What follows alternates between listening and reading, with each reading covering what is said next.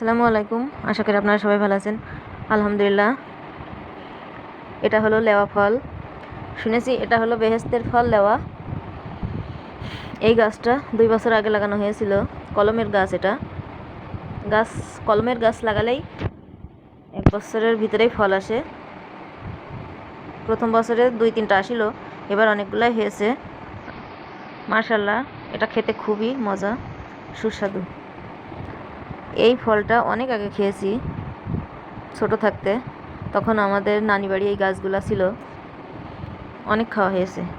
বহু বছর পর আবারও এই ফল খাওয়া হচ্ছে। কলমের গাছ লাগালে তাড়াতাড়ি ফল দেবে। গতবার 2-1টা হয়েছিল, এবার অনেকগুলাই ফল হয়েছে। মাশাআল্লাহ, অনেক বড় বড় হয়েছে লেওয়াগুলা, খুবই মিষ্টি।